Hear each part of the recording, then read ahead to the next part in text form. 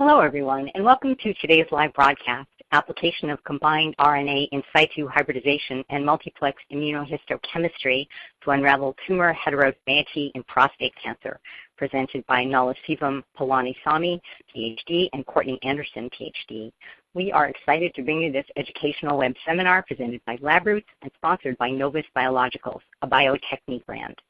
Novus Biologicals accelerates scientific discovery by developing and marketing antibodies and other unique products for the life sciences. The company is organized to provide the biological research community with a mechanism for commercializing unique biological materials. Novus Biologicals also focuses on continually monitoring scientific trends and supplying materials to serve those trends. By making these products widely available to institutional and commercial researchers, Novus Biologicals plays an important role in furthering biological research. To learn more about Novus Biologicals, please visit www.novusbio.com. I am Judy O'Rourke of LabRoots, and I'll be your moderator for today's event. This webinar has been approved for continuing educational credits. Please click on the CE button at the bottom left corner and follow the process to receive your credits. Before we begin, I would like to remind everyone that this event is interactive. We encourage you to participate by submitting as many questions as you want at any time you want during the presentation. Just click on the green Q&A button located in the lower left of the presentation window and type your question into the box that appears on the screen. We'll answer as many questions as we have time for at the end of the presentation. And also, please note that you'll be viewing the presentation in the slide window. To enlarge the window, just click on the screen icon located on the lower right. And finally, if you have trouble seeing or hearing the presentation, please click on the support button at the top right of the presentation window, or use the Q&A button to let us know that you're having a problem. Thank you. Now I would like to introduce Dr. Anderson. Dr. Anderson is a senior scientist in R&D at Advanced Cell Diagnostics in Newark, California. In her current role, she manages numerous projects with collaborators from around the globe to demonstrate new and exciting applications of the RNAScope and BaseScope technologies and their ability to detect RNA biomarkers with single molecule sensitivity and single cell resolution with morphological context. Prior to joining ACD, Dr. Anderson completed her postdoctoral studies in metabolic biology at the University of California, Berkeley. She received a PhD in molecular and developmental biology from the University of California, San Francisco. Please join me in welcoming Dr. Anderson. I will now turn the presentation over to her. Thank you very much, Judy, for that introduction, and thank you all for joining us. Today, I will give an overview of the RNAScope in situ hybridization technology and show how you can combine it with immunohistochemistry, which I will refer to in this talk as dual ISH IHC.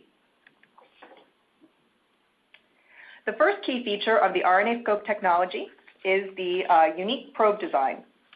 This is a basic overview of the technology. What we see here is the permeabilization of the cells. It's a slide-based assay, so we have permeabilization of the cells or tissues on the slide, followed by hybridization of the target probes to the RNA. We also have amplification of the signal following probe hybridization, and then visualization of the staining with morphological context. Because we have single molecule resolution, this can be quantified by single cell expression. Now, this is just a brief overview of the probe design. The basic probe is designed or shown as a double Z, where the base of the Z is a target-specific binding site that targets approximately 50 base region. And the top of the double Z is where the pre-amplifier binding site is present. Now, a typical RNAScope probe consists of approximately 20 ZZ pairs that allows us to target 1,000 base pair region. Okay. So just to go in a little bit more detail, the first I want to show here is the signal amplification. As I mentioned, we have the double Z probe, which binds to the target sequence. Upon binding to the sequence, a preamplifier then binds to the top of the double Z pair.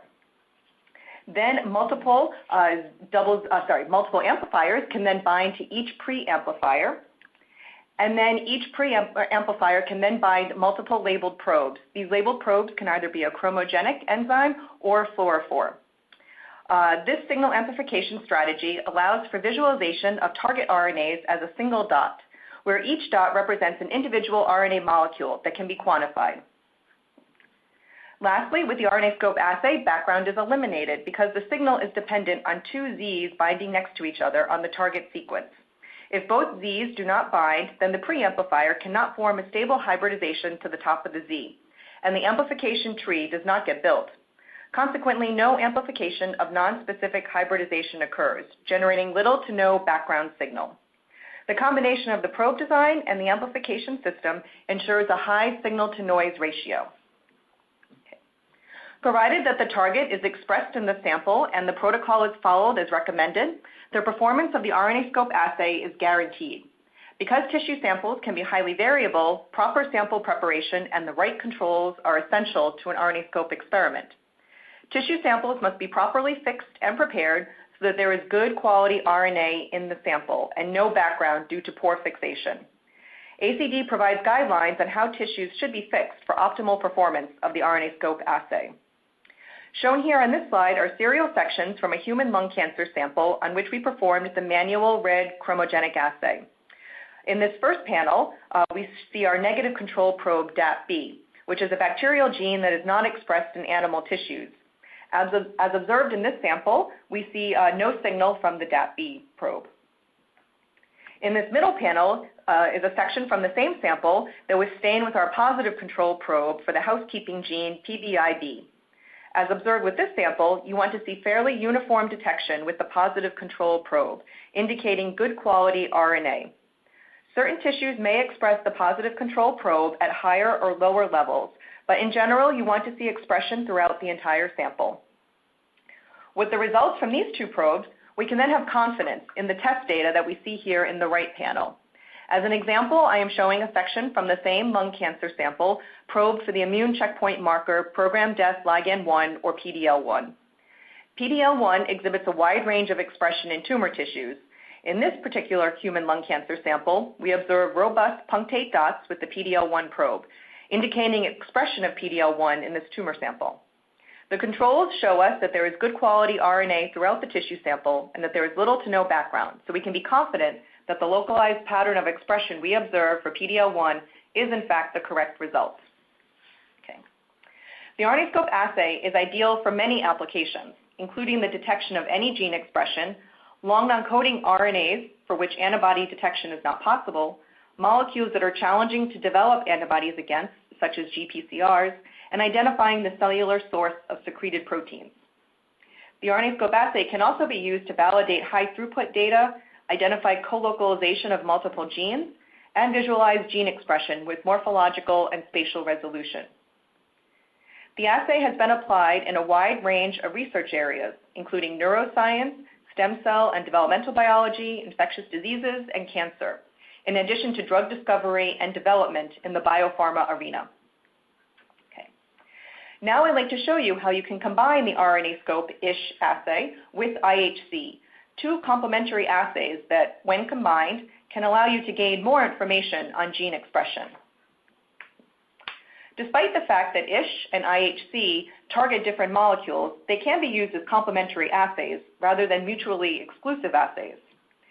They can each provide valuable information that complement one another. For example, one can identify the origin of secreted proteins by using ISH to identify the cells that produce the protein, and IHC to identify where the secreted protein is located.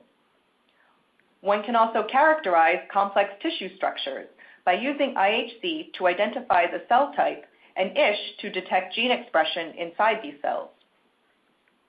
Lastly, one can dissect the regulation of gene expression by using ISH and IHC to differentiate between gene regulation at the transcriptional level and at the translational or post-translational level. Here is an overview comparing the two detection methods. While the RNAScope ISH assay detects RNA using DNA oligonucleotide probes, IHC detects protein using an antibody. Both assays can visualize gene expression with morphological context at the single cell level using either a chromogenic or fluorescent signal. However, the RNAScope assay can detect gene expression with single molecule resolution, allowing for quantification of gene expression in situ. Because of the similar workflows between ISH and IHC, including sample fixation, pretreatment, probe hybridization, signal detection, and data analysis, as well as the unique benefits of each assay described earlier, ISH and IHC are ideal to combine into one workflow. Here is an overview of the dual RNAscope ISH IHC workflow, in which the RNAscope ISH assay is performed first, followed by the IHC assay. First, samples are pre-treated, followed by hybridization of the RNAscope probes, and then amplification of the RNAscope signal. The IHC assay is performed next, starting with the blocking step, then primary and secondary antibody incubation, and lastly, detection of the signal, which can be chromogenic or fluorescent. So we do have some recommendations to ensure success with your dual ISH IHC assay. First, all dual ISH IHC protocols require optimization. In general, it is recommended to combine a working RNAscope protocol with a working IHC protocol. In addition, you should work with antibodies and a protocol that are known and already established with your tissue samples. Second, it is advisable to perform ISH first, followed by IHC. Third, it is also advisable to optimize the IHC assay separately using the RNAscope pretreatment reagents to ensure that your target protein can still be detected following RNAscope pretreatment. And lastly, the dual ISH IHC assay works better for highly expressed proteins due to protease treatment that is used during the ISH protocol. Now I'd like to show you a few examples of the dual RNAscope ISH IHC assay. Shown here on this slide is a non-small cell lung carcinoma FFPE section that was probed for CD8A mRNA in green and CD274, also known as PDL1, in red using this RNAscope assay. This was then followed by IHC for CD8 protein in white on the same section. And what we can see here, shown at higher magnification on the right, is that the CD8 mRNA signal in green co-localizes with the CD8 protein signal in white, demonstrating the co-localization of CD8 mRNA and protein. In another non-small cell lung carcinoma FFPE section, we probed for the immune checkpoint markers IDO1 mRNA in green and PDL1 mRNA in red using the RNAscope ISH assay. We then performed IHC for CD8 protein in white on the same section. The combined assays indicate no co-localization of the three molecules, suggesting mutually exclusive co-expression of PDL1, IDO1, and CD8 in different cells. This image demonstrates how the dual RNAscope ISH IHC assay can provide further understanding of immune function in the tumor microenvironment. Okay. And lastly, here are some more images depicting the mRNA expression pattern of multiple immune checkpoint markers by RNAscope ISH, followed by IHC for the CD8 protein. From all of these images, we can appreciate infiltration of CD8 positive cells visualized by IHC into tumor regions that are marked by PDL1 mRNA. Furthermore, the combination of an additional checkpoint or immune marker provides insight to further characterize the immune response involved in the tumor microenvironment. For more information on the dual RNAscope ISH assay, including protocol recommendations, please visit us on the web or contact us at the addresses shown here. And now I'd like to turn the presentation over to Dr. Palanisamy. Thank you, Dr. Anderson. Yes, next we will hear from Dr. Palanisamy. Dr. Palanisamy is an associate scientist at the Henry Ford Health System and holds an adjunct faculty appointment with the Michigan Center for Translational Pathology at the University of Michigan. His research interests are on the discovery of cancer biomarkers in lymphomas and solid cancers.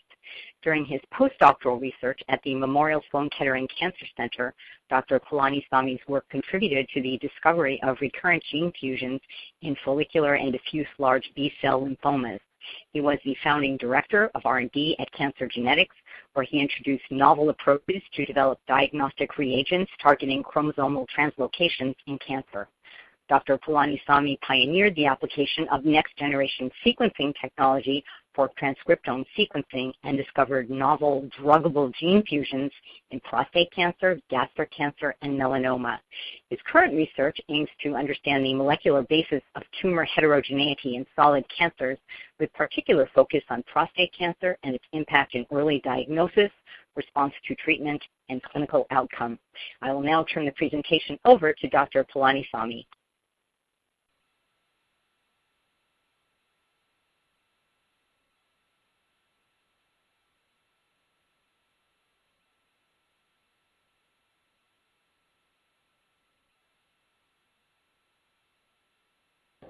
Okay, hello everyone. I hope everyone will hear me well. Thank you for the introduction, and also I would like to thank Courtney Anderson for giving an excellent review of the technology and its initial application. So what I would like to do is I'm going to talk about the application of the RNA in situ hybridization. So hereafter I'm going to call it RNA-ish, combined with the immunohistochemistry to study the tumor heterogeneity in prostate cancer. But I would like to mention that the technique and the application that I'm presenting is not limited only to prostate cancer.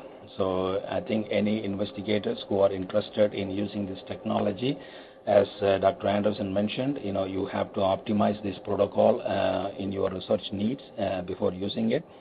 But I think at the end of the presentation, you will be able to understand the power of this RNA in situ hybridization combined with the immunohistochemistry to assess the expression of individual molecular markers in the different cancer type. So here, what I'm going to do, the objectives of my presentation is first, because of the essence of time, I may not be able to go into the details of each method, but I will briefly give an overview of what I have done using this technology.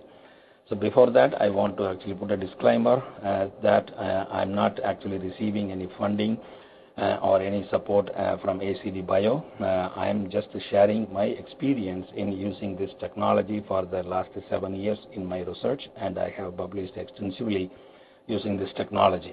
So with that disclaimer, I would like to move on with my presentation. So the objective of my presentation is to show the comparative analysis of how powerful the RNA in situ hybridization is comparable to immunohistochemistry, because as you all know, everybody is familiar with immunohistochemistry, but I want to, in one slide, I would just to show you the power of the comparable quality of the RNA in situ hybridization just by measuring protein, protein at the RNA level. Then I will show you the single-plex combined immunohistochemistry and the RNA in situ hybridization in the prostate cancer model. As Dr. Anderson, she already showed how she can use it, but I'm showing an example how I used it on the prostate cancer. Then I will show you the duplex or the multiplex approach, where we can actually combine both RNA-ish and the immunohistochemistry and under the duplex mode, so that we will be able to detect up to 4 markers in a single hybridization. And I will show you lastly, and 1 or 2 slides show how we can, how I have actually used this technology with a combined multiplex RNA-ish and IHC to study the tumor heterogeneity in prostate cancer. So in this slide, as you know, that prostate cancer is a well-characterized cancer model where many recurrent molecular aberrations have been identified in distinct subset of prostate cancer. As you can see in the outer line, there are many genes that are listed that are undergoing either mutations, but in the inner circle, if you see it, there are many kind of genes that are listed, particularly the genes that are undergoing translocations, or in other words, gene fusions, like the ETS family genes, including the ERG, ETV1, ETV4, ETV5, and RAF1. These are the well-characterized recurrent gene fusions in prostate cancer. So given this enormity of the large number of markers, I have selected only the ones that are most prevalent, like the ERG gene fusion is present in about 50% of the prostate cancer, like SPINK1 in 10% and ETV1 in 5 or 10% of the cases. So I selected only the major molecular markers and applied this RNA and combined IHC technology to study their expression pattern in the multifocal heterogeneous prostate cancer. So for the purpose of this presentation, I have selected only 4 genes. These are the EDS family genes, the ERK, ETV1, ETV4, and ETV5. And the boxes represents the number of exons in each gene. And the black horizontal bar shows the exact location of the probes where we have designed the RNA in situ hybridization probe. Although one may think that you can actually construct a plasmid and you can actually make antisense probe by enzymatic reactions, but those type of probes will give more like non-specific and off-target hybridizations that will compromise the quality of the results. So I would encourage anyone who are interested in applying this RNA in situ hybridization technology, work with the ACD Biotech technical staff. They will be able to help you to design a well characterized and well optimized, highly sensitive and specific probe, so that will give you completely clean results. So here, as you can see, these bars represent the specific regions where we have actually identified the qualified probes. Like for the ERK, these probes are coming from the 3' untranslated region. Then for the ETV4, almost the entire gene can be used like that. And some are like for the ETV5, only the last 2 exons where we have a well-characterized probes. So I think it is important that we have to work with the ACD Bio to have this probe design done so that we will get a good quality results. So using these 4 markers, I will show you how we actually apply this technology. Okay? So here in this slide, I'm showing an example to show the comparability of the RNA in situ hybridization with immunohistochemistry. Okay? So here I'm using the ERG gene as a model. So because the ERG gene is the most commonly rearranged gene in prostate cancer, in about 50% of the prostate cancer. So here in this example on the left side, I'm showing you the tissue section that is hybridized with ERG antibody by immunohistochemistry, where you will see the specific expression of the protein only in the tumor area and nothing in the stromal area. So what we did was we took a consecutive section from the same patient and performed RNA in situ hybridization. As you can see, the punctate dots are actually present only in the tumor areas and nothing in the stromal area or in the benign tissues. So which tells you the power of this technology and the sensitivity and the specificity of the probes that will recognize only the tumor and the protein that is expressed there. Okay, so this is because I don't have much time to show more examples, but I think this is more convincing to show that how comparable the RNA in situ hybridization in place of IHC. Because this is very useful when you have a gene for which if you don't have a good antibody. I think the best alternative is the RNA in situ hybridization, where you can perform this on these tissues and that too under bright field. You can see that. In the next slide, this is again to show the specificity and the sensitivity of these probes designed by the ACD Bio. So here I'm showing an example of the ETV1, ETV4, and ETV5 probes that is hybridized on a tissue that is positive for only one gene. Say for example in the top panel, which is an ETV1 positive case, which was hybridized with both ETV1, ETV4, and ETV5 probe, and we see specific hybridization only with the ETV1 section. And similarly, in the bottom panel, you see that sample is positive for ETV4, and we find the specific hybridization only for the ETV4, but the ETV1 and ETV5 probe did not give any hybridization. So although these ED family genes have a high sequence homology, the specific design of the probe that helps to avoid all the non-specific hybridization or non-specific signal to give you the high sensitivity and specificity of this probe. So this is again important that we did all these initial kind of quality control and validations before actually adopting this technology in my laboratory. And all these data are published in this paper. Essence of time, I will not be able to show you the complete validation data, but anyone who is interested to learn more about the sensitivity of this probe. So please read this paper where we have clearly demonstrated the application of the RNA hybridization for the detection of the H gene fusions in prostate cancer. So in this slide, so I'm going to show you a little more the application of this RNA hybridization in different type of tissues. It is not only on kind of FFP tissues like radical prostatectomy or the large tissues. Here I'm trying to show that this technology can be applied to needle biopsy sample where the sample availability is a major limitation. So especially when you take biopsy, you don't have abundant material, so you are limited with 1 or 2 slides. And if you want to screen like 3 or 4 markers with 1 or 2 slides, I think you cannot do these assays on a kind of single plex mode. So that is important that we have to develop this multiplex, and it is working across different tissue types.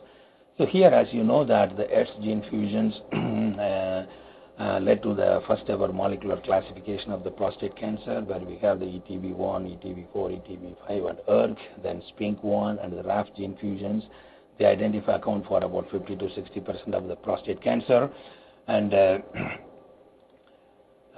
there are specific drugs targeting these gene fusions have been developed, although these drugs are not readily available for prime time clinical use, and I hope eventually this will lead to the clinical use. But right now, many preclinical studies, they have clearly established the potential of this drug targeting this specific molecule. So in this situation, it is important that we need to have as a very sensitive assay where we will be able to assess the presence of these molecular markers in different tissues. So in this slide, I'm showing you one poster. Although this is busy, you may not be able to read the whole thing, but this is to emphasize this is the first clinical trial that was performed at the University of Michigan using the H gene fusion status to randomize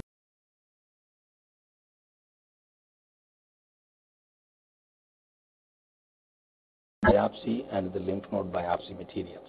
Okay, we are not using the radical prostatectomy tissues or anything else.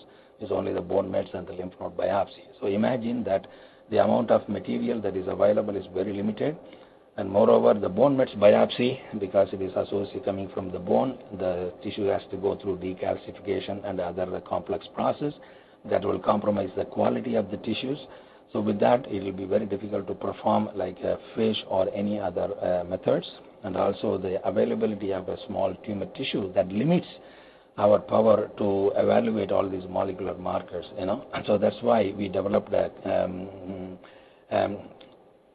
combined IHC and RNA-ish, so that we can screen more than one marker in a single experiment. Okay, so this is to show the application of this technology. So here in this slide, I'm showing you the systematic evaluation of the molecular markers in prostate cancer. So once a sample, if it is identified with cancer, you can profile first with the ERG because of the higher incidence or higher prevalence of these markers that can be performed with IHC because we have a good antibody available. The next you can do SPINK1. If the sample is negative for ERG, we can do SPINK1. That also can be performed by IHC. But next, if the samples are negative for ERG and SPINK1, if you want to screen by ETV1, ETV4, ETV5, there is no specific antibody available, so one has to do either PCR or FISH. So there is no way you can evaluate the presence of these molecular markers at the tissue level. So given the importance of these molecular markers and the development of specific inhibitors and potential application of these markers in clinical trials and eventually for clinical use, I think it is important to develop more robust, sensitive, and specific test for evaluating these molecular markers.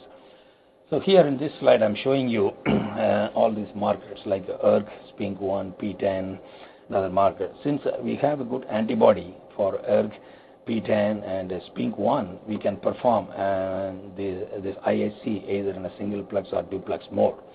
But whereas the ETV1, ETV4, and ETV5, since we don't have a good antibody, we have to perform only RNA-ish if you want to see the expression of these genes at the tissue level. Although we can do PCR and other methods, but in order to assess at the tissue level, you have to do RNA-ish. And similarly, there are other markers like this non-coding RNA, like PCA3, PCAT1, SLAP1, KLKP1. These are the well-characterized molecular markers in prostate cancer. These are all the non-coding RNA with important functions in the tumor development. So these markers are also, because they don't make proteins, it is very difficult to develop antibodies, so we have to do evaluation only by RNAs.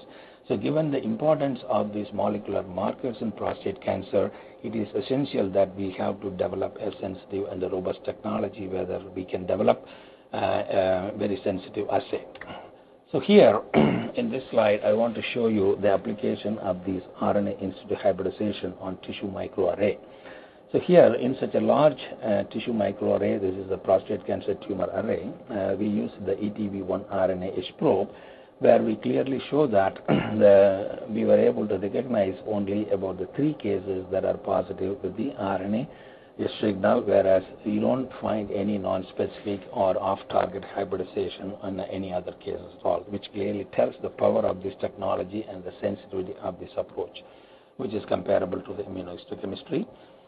And the next, this is a tissue from patient-derived xenograft tissue of a metastatic prostate cancer. So this tumor is grown in a mouse where this tumor is positive for ETV1, so which we performed by RNA in situ hybridization. We were able to show the specific hybridization only in the human tumor tissue, and there is no cross hybridization with the mouse or stroma or anything like that. So which is such a specific kind of hybridization where one can appreciate that. So next, I want to, since we have these molecular markers and we have this combined IHC and RNA-ish, so we want to apply this technology to understand the tumor heterogeneity in prostate cancer. Because it is the tumor heterogeneity is a major problem, not only in prostate cancer, it is the well-known problem with the other solid cancer as well. It is the tumor heterogeneity is the main reason that is actually very difficult to make accurate diagnosis and also to come up with a better prognosis for each tumor. Since prostate cancer is a multifocal disease with independent tumors actually developed at different stages of development, so it is important to understand the significance of smaller secondary tumors and the relationship between the extent of molecular changes and the metastatic potential of individual tumors. We need to understand what are the driving molecular aberrations in each tumor foci in a multifocal cancer. All these multifocal tumors are genetically identical or are they different? Okay, so that is a fundamental question that we want to understand by using the well-established markers.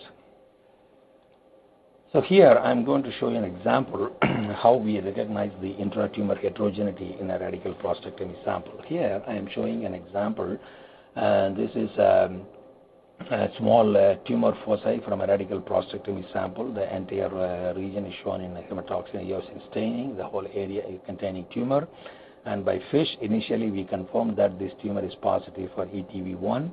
So by using our ETV1 RNA-ish probe, we are able to perform this hybridization, and we see that the entire tumor area is actually hybridizing with the ETV1 red color signal. But within this tumor area, we found there are 2 areas that are completely negative for the ETV1. Still, it is tumor, it is cancer, but there is no specific hybridization. Initially, we thought that it could be some technical artifact because of some bubble or something like that. We repeated this experiment and we confirmed that still this area was negative. So that prompted us, out of curiosity, what I did was we hybridized another consecutive section with the another H family gene, that is the ERG, by immunohistochemistry. What I found was the area that is negative for ETV1 is positive for ERG. So which clearly demonstrate the intratumor heterogeneity where under the histological examination, although they appear as cancerous with the same kind of Gleason grade, but they carry independent driver molecular aberrations, which clearly tells there is intratumor heterogeneity. So this we can do both by RNA-ish and IHC. So initially we did this on a kind of single plex mode on 2 separate slides. So next I will show you this is another example to show the tumor heterogeneity. So in the second case where we recognized there is a high-grade pin that is positive for the ERG immunohistochemistry, and immediately adjacent to that there is a high Gleason grade cancer that is positive for ETV1. So right next to that, each tumor foci is actually independent, and there is no overlap in the presence of these molecular markers. These markers are mutually exclusive in each tumor foci, and they carry two driver molecular aberrations, which clearly recognizes that each tumor foci that is developing in prostate cancer may be driven by different molecular aberrations. So this is a well recognized kind of example to show the tumor heterogeneity at the molecular level. So given the importance of these molecular markers, the potential therapeutic inhibitors, and with the combined technology of IHC and RNA-ish, and also given the limitation in the availability of the tumor materials, we want to actually develop a more robust multiplex assay where we will be able to screen more than one marker in a single hybridization experiment. So here I am going to show you the dual IHC and the dual RNA-ish, where we can screen all these four markers on a single slide in a single hybridization method. Okay. So here, as I told you before, the ETV1 and ETV4 we can detect only by RNA-ish, and ERG and SPINK1 we can detect by IHC. So here I am showing you this method. Each molecule can be recognized with different colors as indicated here. You can see it on the tissues. So as Dr. Anderson mentioned, it is important that you perform the RNA in situ hybridization first, then followed by the immunohistochemistry, because it is important that if you do the opposite way, you will compromise the quality of the RNA. So there is a potential that during the antigen retrieval you may lose the RNA. So it is better to do the RNAs first and do the immunohistochemistry on the second day.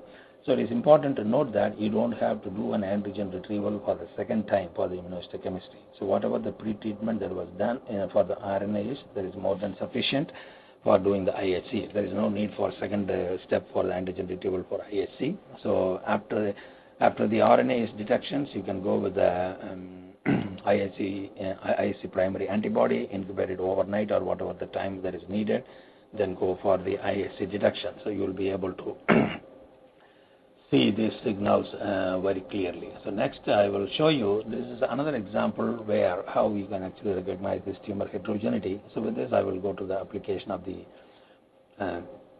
multiplex. So here in a single tumor foci, as you can see on the left side, only one portion of the tumor is actually positive for ERG, that is a brown stain, and immediately adjacent to that you are seeing that area that is completely negative for ERG, but when we did the ETV1, the other area is positive for ETV1.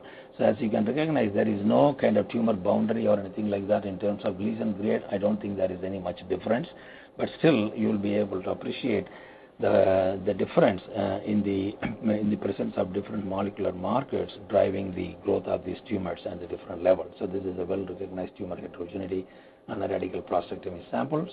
So as I mentioned before, this technique RNA-ish can be applied in all different type of tissues. So we have worked, we spent a lot of time optimizing the protocols, both for because we may not be able to use the same conditions that is used on the radical prostatectomy on the TMA on needle biopsy. So it is important that each laboratory spend enough time to optimize this protocol on different type of tissues. So here we have a well worked out protocol. If anyone is interested, please email me or contact me. I'll be happy to share the protocol or work with you to establish this protocol in your lab. So here we clearly show that we can actually perform RNA in situ hybridization on needle biopsy, on the radical prostatectomy tissues, and also on the tissue microarray. So here another example that we performed the RNA in situ hybridization on a needle biopsy sample where a tumor foci is actually strongly positive for ETV4, and the areas that are not tumor or stroma where you don't see any background signal or any non-specific hybridization. So this is a very specific hybridization. And it is important to note that we can recognize the tumor heterogeneity that I talked about in the radical prostatectomy samples. You will be able to recognize this tumor heterogeneity on the needle biopsy also. Suppose if we have two independent tumor foci separated by a stroma or benign tissue, Here in this example, I am showing you there are two foci which are very close to each other, but there is a kind of in between there is a benign tissue.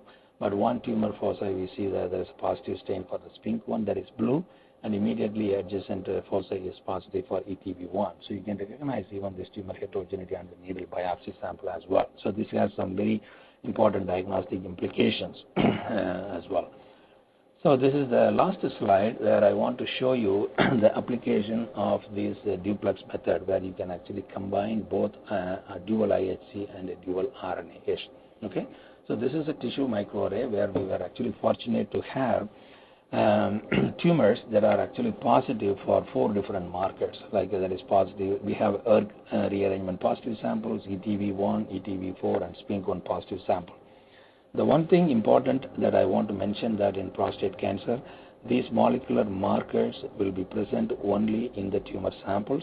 There is no endogenous or background level of expression of any of these genes in the benign tissue or the ETS fusion negative samples, because the ETS genes, ERG or ETV1 or ETV4, are expressed only after the chromosome translocation. Only when there is a gene fusion, you will see the expression of these genes. Another important point that I would like to make is that these markers are mutually exclusive, that you don't find like 2 markers present in the same tumor foci. As I told you and showed you in the tumor heterogeneity examples, where independent tumor foci are driven by different molecular aberrations. So here in this example, I clearly show that 4 different tumors that are positive with 4 different markers, like the red color that is positive for the top one, that is positive for ETV4. And the right next to that tumor is positive for SPINK1, and the middle one that is positive for ERG, that is recognized by the green color, and at the bottom right there is a tumor that is positive for ETV1 that is recognized by the ETV1 signal. So each one, you can clearly separate these markers with kind of spectrally distinct colors, and everything you can visualize under a bright field. This is such a very clear example where you can use this combined dual IHC and dual RNAs to detect up to 4 different molecular markers.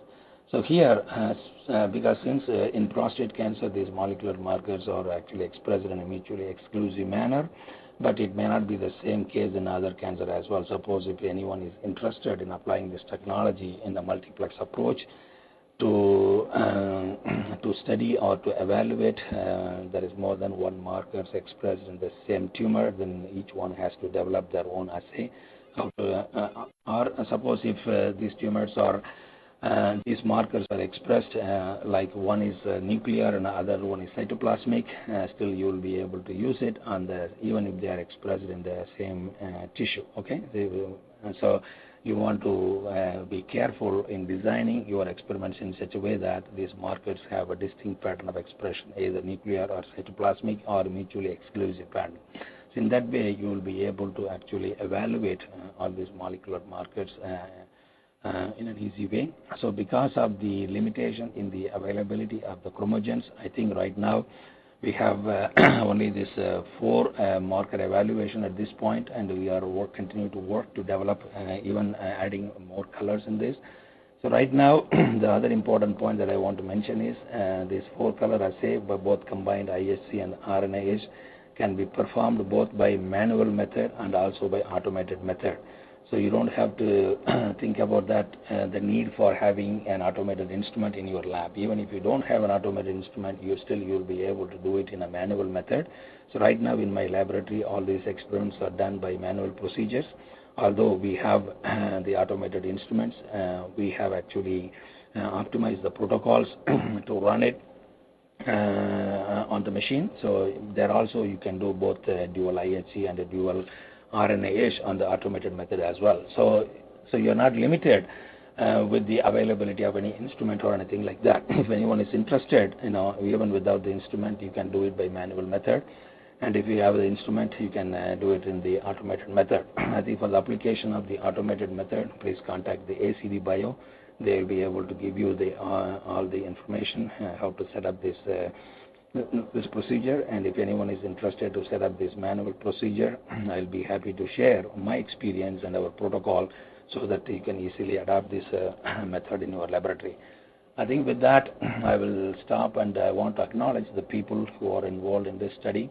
My research coordinator, Shannon Kortkanen, who is the one who performed all these experiments, IHC and RNA experiment, and Dr. Nilesh Gupta, Sean Williamson, and Dhananjay Chittal. They are our pathologists at the Henry Ford Health System who helped me in actually providing the tissues and evaluating the tumors as samples and also the staining patterns. And Dr. Mani Menon, who is our chairman, who is the leading surgeon in the urology department, who perform all the radical prostatectomy, which feeds to the kind of tissue resources for our research. And this work is supported by funding from the Department of Defense grant to me, and also startup funding from the Henry Ford Health System. And last, I want to thank Advanced Cell Diagnostics for working with me purely on a collaborative basis by meeting with all my kind of needs in my research. So whenever I contact them, they are very kind of cordial and very helpful and accommodating in actually designing kind of different probes, and I really appreciate their help in my research. So I think with that, I will stop my presentations, and I will be happy to answer any questions from the audience. Thank you very much. Thank you both for your informative presentations. It's time for Q&A. If you have a question you'd like to ask Dr. Anderson and or Dr. Palaniswamy, please do so now. Just click on the green Q&A button at the lower left of the presentation window, type your question into the box that appears on your screen, and click on the send button. We'll answer as many of your questions as we have time for. Okay, let's get started. Our first question is for Courtney. Does each dot represent one mRNA or one ZZ pair? Sure. So each dot actually represents a single mRNA transcript. Can I use the RNAscope technology for short RNA sequences like microRNA, or is it only for longer RNA molecules? So the RNAscope technology cannot be used to detect microRNAs. We can go as short as a 50 nucleotide sequence. Okay. This one's for you too. Does dual RNAscope and IHC work better with fluorescent labels or with colorimetric labels? They work with both labels. So again, you would want to optimize the IHC first, but you can certainly use both either chromogenic or fluorescent. Okay, this one's for you too. Why not do the RNA ISH second, since it requires protease treatment? Is the RNA too degraded? So in-house, we have tested the protocol, and we found in our hands that it works best to perform the RNAscope assay first, followed by the IHC. So that's what we recommend. Okay, another one for you. Are these combined assays, hang on one second, are these combined assays optimized for automated staining? And if so, which platforms were tested? Thank you. Sure, yes, you can perform this automated. We have optimized it on the Leica BondRx platform. Okay, another one for you. Which IHC should be favorable after RNA-ish process, after the RNA-ish process? I mean, direct IHC or indirect IHC? Okay. So really you can use either. The only thing we just recommend is that you have a working IHC protocol first. So whatever works best for you in your hands. If the direct IHC works or the indirect IHC, as long as that is working optimally with the RNAscope pretreatment, you can use either one. Okay, and Nala, this next one's for you. Can I ask which instrument you are using for the automated staining? Right now we have the Ventana Discovery XT. Okay, and this next one is for you too. You mentioned briefly that the RNAscope protocol treatment preempts the requirement for heat antigen retrieval later on during IHC. Is this true for any and all, ABS that require antigen? Hang on one second, my question just jumped away from me. Bear with me one second. Let's see. Okay. You mentioned briefly that the RNAscope protocol treatment preempts the requirement for heat antigen retrieval later on during IHC.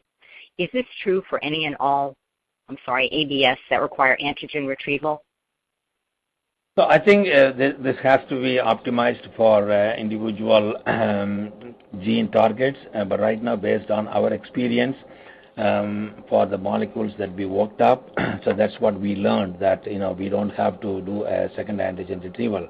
Because initially we thought that we have to do it. When we did it, that compromised the quality of our results, that affected the intensity of the signal, and some of the expression level was kind of low. So what we learned was, even without the second antigen retrieval step, we can get away with that, and we got kind of high quality results, at least for the genes that we are working on. So this may not be the kind of same thing when people are working on other genes as well. It may need antigen retrieval second. So I think that's why it is Dr. Anderson and myself, we want to insist that if anyone is adopting this technology, it is important that you have to individually optimize this protocol both for IHC and RNAs for the gene target that they are working on. Then they can actually combine it. Before combining it, I would highly recommend that each kind of gene target has to be tested in a single plex mode first. Okay, thank you for that. Courtney, the next one's for you. When ISH is done first, then IHC, is there a problem with RNAScope probe binding to the target RNA during IHC washes? No. So the RNAScope protocol is all completed first, so the signal has already been detected. So then you would proceed with the IHC. So you don't have to worry about the probe binding. The signal has already been detected for RNAScope. Okay, this next one is for either of you. How do you preserve the RNA quality for ISH? So there is no particular method for preserving the RNA, but what I recommend is always make sure that if you have a tumor in a paraffin block, don't cut the slides up front. So cut the slides only when you need it. So it is not recommended that you cut the slides and keep it in the room temperature or anything like that. So I would recommend use the slides that are cut within like 1 to 3 months. They are ideal. They give without any compromising the quality. You will get good results. So any slides that are cut and kept in room temperature for more than like 3 months, or definitely if it is after 6 months, I would not recommend using those slides. So if you have a tumor block, please preserve the block in a kind of temperature controlled conditions. So whenever you need, just go ahead and cut the slides. I would recommend using fresh tissue sections rather than kind of archived kind of slides cut a long time ago and kept in room temperature. So I think it may work if the slides are actually cut and kept in like -80 or in a cold temperature.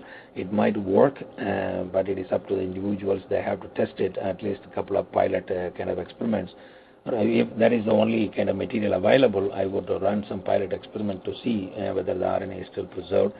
Otherwise, I would always recommend to use fresh tissues within 1 to 3 months old. Okay, this next one is for both of you. Nala, you might want to jump in first. What is the maximum thickness of the sections that can be done for dual ISH IHC? Right now, in all our experiments, we are using the FFPE sections cut at 3 micron thickness. I don't even go for 5 microns. We always use 3 microns.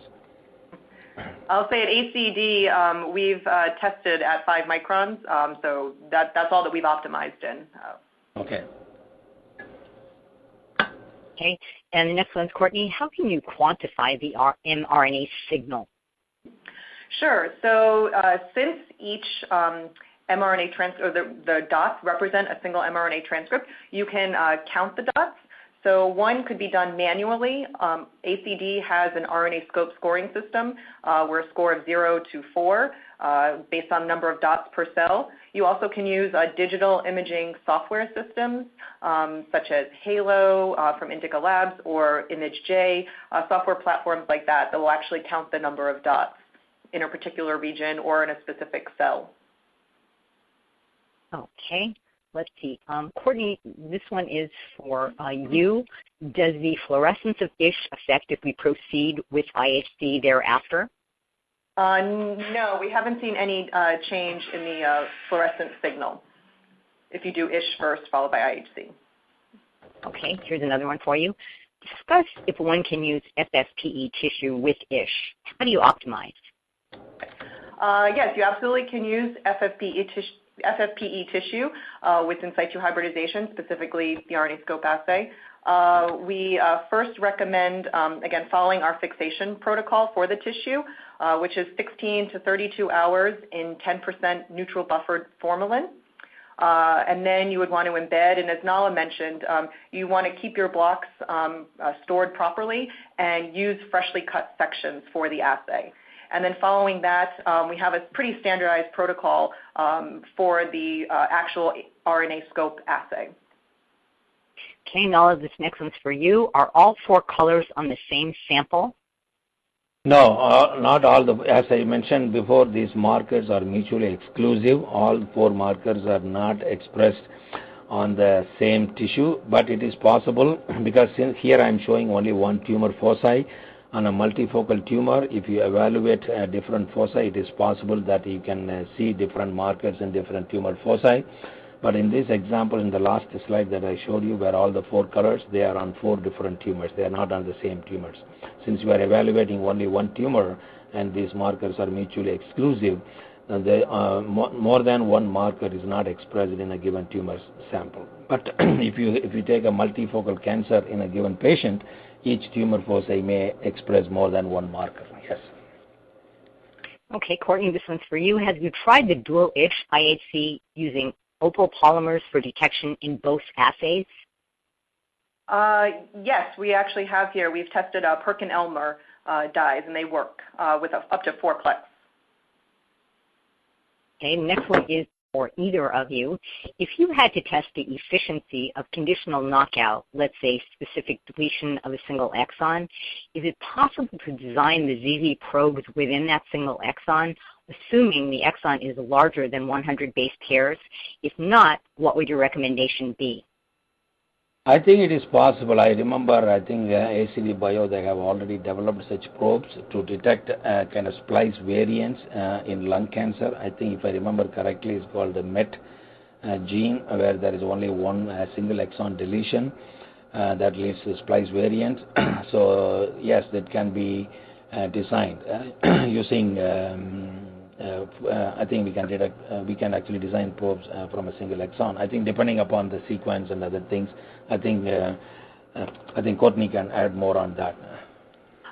Yes, we actually have a new assay called BaseScope where we can get down to as short as a 1 ZZ pair probe that can span the exon junction, so we can detect either a rearrangement of the deleted exon and the newly rearranged exon junction, or if you prefer, we can also design probes that do sit within that deleted exon, depending on the sequence length. Our probe design team can work with you to find the best probe design that would work for your experiment. Okay, this next one is for Nala. Can you detect the percentage of cells expressing androgen receptor and those other receptors, for example, in stem cells within a single tumor? Yes, we have actually used the ACD Bio probe, particularly for the androgen receptor splice variant, the ARB7, which is associated with the treatment kind of resistance. So we have optimized the ARB7 specific probe, and it is working consistently well, yes.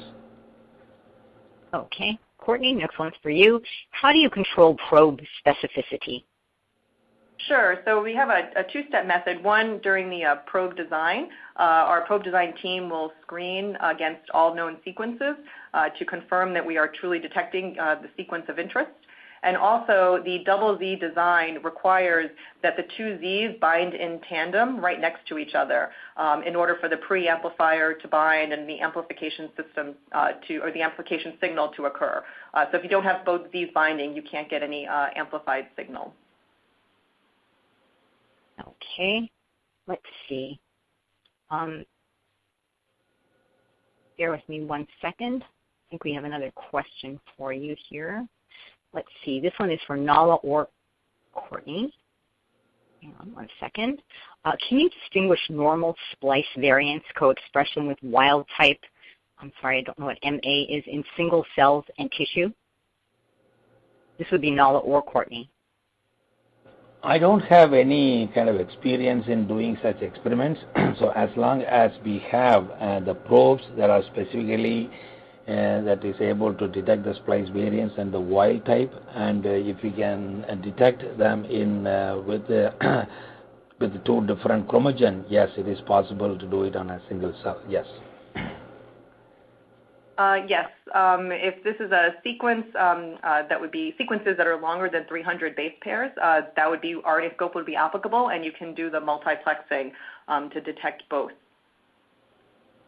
Okay, let's see. We are almost out of time. This will have to be our last question. And Courtney, this one will be for you. And bear with me, there are some, does PFA or ZN fixative, will this affect the RNA quality? Yes, they all work fine. So you can use them, any of these fixatives, and the RNA signal will still be preserved for RNAscope assay. Well, I would like to once again thank Dr. Anderson and Dr. Palanisamy for their presentations and answering those many questions. Do you have any final comments for us? What I would like to say that if anyone is interested in adopting this technology, if they are new, if they want to establish procedure in their lab, please feel free to contact me. I'll be happy to share the protocol because there is nothing proprietary from my side. I'll be happy to work with any investigators who want to adopt this method in their lab.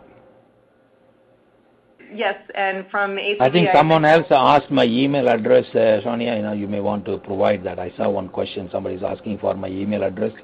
So please make sure that everybody, all the contact, they get it. Yeah. Sorry, Courtney. Yeah. Oh, yeah, no problem. I just wanted to say also, if anyone has specific questions regarding the actual protocol or would like help from support, you can contact us at support@acdbio.com. Well, thank you both again, and I'd also like to thank our sponsor, Novus Biologicals, for making today's educational webcast possible. This webinar has been approved for continuing educational credits. Please click on the CE button at the bottom left corner and follow the process to receive your credits. And before we go, I want to let everyone know that today's webcast will be available for on-demand viewing through September 21st, 2017. You'll receive an email from LabRoots letting you know when this webcast will be available for replay. Please share that announcement with your colleagues who may have missed today's live event. That's all for now. Thank you for joining us. We hope to see you again soon. Goodbye. Thank you.